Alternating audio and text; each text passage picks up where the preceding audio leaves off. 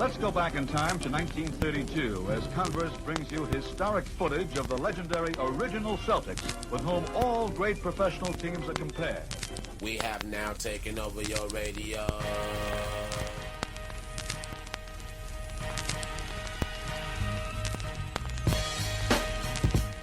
Richie Guerin is about to show you the most important step in getting past a man. It's the first one. And Oscar will inbound it. The men in green, the Milwaukee Bucks, that's Alcindor against Bellamy. Has Jordan. Allen shakes. Gray gets two. Gilmore on Stop. Oh, brother. lead. Toledo artists, you get 21. 4:28 to go in the first quarter for the Cow Palace. Here's Barry. Jordan. Open. Chicago with the lead. Hello and welcome back to the Over and Back Classic NBA podcast. I am Jason Mann. With me as always is Rich Kraetsch, and we are going to talk about the top 50 case for Mr. Big Shot, Chauncey Billups. He is 43rd all-time in win shares, 46th in win shares per 48, 83rd in box score plus minus, 56th in value over replacement player. He has one all NBA second team, 2 times on the third team, 2 times on the all defensive second team. He has 6 seasons in the top 10 in win shares for 48, 1 in the top 10 in value over replacement player. He is the 2004 Finals MVP. He is 6th all time in free throw percentage and 7th all time in 3-pointers made. He is not in the Bill Simmons Book of Basketball pyramid of 96 players, but he is 124th in the Slam 500. And, he has a reputation for being a great clutch player. He led his teams to the conference finals for 7 seasons in a row. Despite having a slow start to his career, he did have he played well into his mid to late 30s. I think more of Chauncey Billups' top 50 case than you do, but I do think when you kind of compare him to some of the other contemporaries of his career, I actually do think that I think there's a case. It's an uphill battle, maybe. Yeah. But I do think there's a case. No, I'm starting to see the light a little here. I doing a little bit more research of him, like really looking at him, looking at his peers, looking at all time, ranks in terms of a guard and especially as a point guard. He's, he makes a damn good case. Like I think initially, like if I said, yeah, he's Chauncey Billups, one of the top 50 players of all time, I think a lot of people would probably say no, or they'd have to kind of think about it and go, nah, I don't know necessarily. But, 50 is a very small amount of all time players in the NBA. And I don't know if Chauncey is right away there, but I mean, you really look at it, you look at what he was able to do and how productive he was, and look at how, that he was able to do that in, basically having the first, part of his career, not the first half, but, the first maybe quarter of his career or a third of his career, just kind of being an absolute nothing and then just exploding in that last part to get to where he got to there's fun in that as well. But yeah, as I'm kind of growing a little bit more and looking at this and looking at him and researching and going through this process, he's a guy that I don't know. I think I could start seeing the light or see that you can make a reasonable case for him.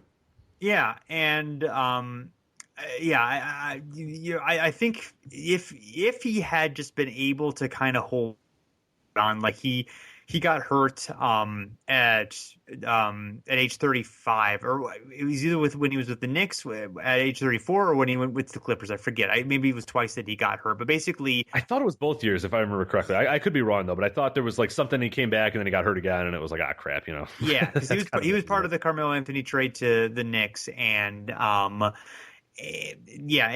don't know. Maybe if he'd been able to stay in Denver and have a couple more years there, because he was kind of in that trade for salary purposes. He didn't really want to leave, and they didn't really want to trade him, but they were kind of forced to based on the merits of that trade. And then he went to the Clippers and got hurt, and then tried to come back. But he was like 34, 35 at that point. If he had just been able to have like 3 more seasons of like similar production to what he had, I think he had the skills where he would have aged fine. I mean, he was a good size for point guard. He could shoot pretty well. I think if he'd just been able to kind of hold on, I would say that he has a very good case. I still think there is a case, but it is,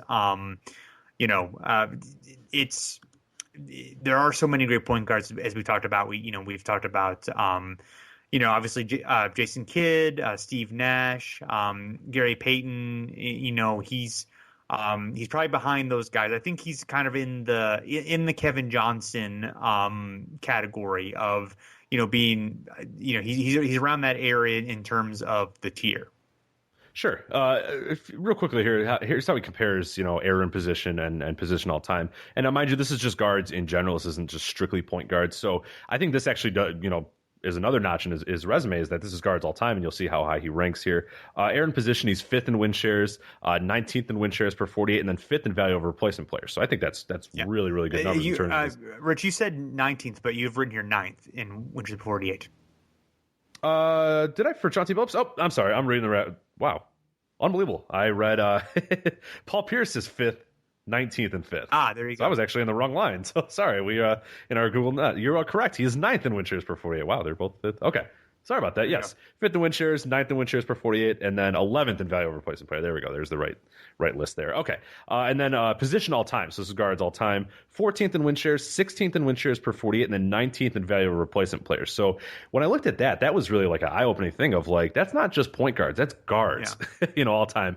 If you slim that down to point guards, you're looking at arguably, advanced stats wise, in terms of these advanced stats that we're looking at, a guy who's probably in the top 5 of all time point guards in terms of these things. And that's insane. Like, I don't think of Chauncey Billups as that, but maybe I'm wrong. I mean, no, maybe I need to start doing that, because he's maybe has a case there. I mean, he was his peak is really, really, really awesome. And it's such a shame that the end, as you said, there was 3 years where he was just kind of middling there, and then the 3 or 4 years at the beginning of his career that were really nothing. You really wonder that, hey, if this guy was able to, maybe it took him a year or two, and we've mentioned on this podcast before, it takes point guards a while to sort of get going, so I'll excuse that. But like you said, I think maybe the bigger thing is perhaps that his fall was just kind of like he went from being the guy to, the Chauncey Billups we know to just a shell of his former self, and he's out of the league. In 3 years, he went from being a productive part of a really good team to just kind of being a nothing, and that hurts a lot, I think. But he's got a case. He absolutely does. Yeah, and I would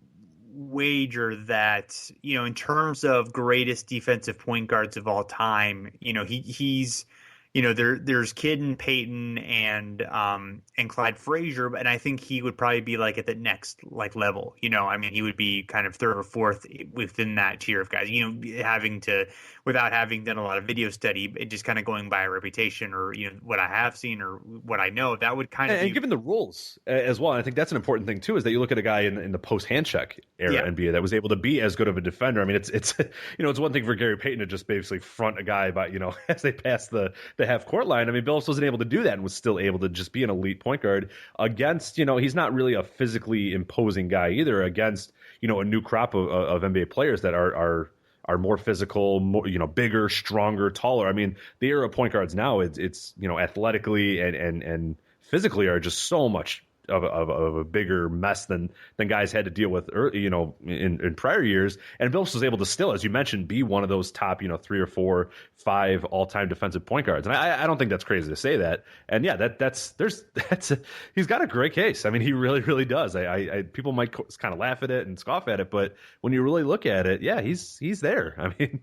Yeah, I would say the only thing that kind of hurts him a bit is the field goal percentage is pretty low. For a guy with a good reputation as a shooter. I mean, if you just kind of had bumped that, if you'd been able to bump that up maybe a little bit, that would help. I was trying to look and see if I could look at the years that exclude the early part of his career to see if there's anything that's significantly different there. If that is, if that. Because it looks like the numbers are, I guess they're not that far off of his career lines as I look at it. He had a couple years where he's kind of in the mid 40s, but for the most part, for his the field goal percentage was not strong. He was a good 3-point shooter. He was a good free throw shooter, excellently. I guess very just shooter, for whatever reason the 2-point percentage wasn't quite as strong. But I mean, I think we've hashed that pretty well. I mean, I think he's definitely a contender, but with just so many great point guards, it's going to be tough. But he'll definitely be. He's definitely on our possible list. So yeah, I think it'd be crazy not to have him on there. So I'm with you. All right, cool. Well, everyone, thanks for checking us out and checking out all of our top 50 episodes. We enjoy doing it, and we appreciate people who have been keeping up with us and giving us feedback. And We continue to do so if you would like. We're on Twitter and Facebook at Over and Back NBA. We are hardwoodparoxysm.com, where all our podcasts are posted. You can leave comments in the post there. We also have overandbacknba.com, which is our forums where you can talk about any of these players or anything else that related to basketball history. We'd love to have more people contribute to the conversation there, even though we've got a nice little community started who are people who are contributing. We really appreciate that. And you can find us on iTunes. Both the Over and Back podcast and the HP Network feed have iTunes feeds. So if you want to subscribe to that and leave a rating or review, we would appreciate that. And we also have a new newsletter, the Over and Back NBA History newsletter. It comes out every week, and it talks about things that are going on in NBA history, links to articles and podcasts and all that good stuff. So our stuff and what other people are doing as well. So appreciate a subscription if you're into that. So thanks everyone for listening. Until next time, goodbye.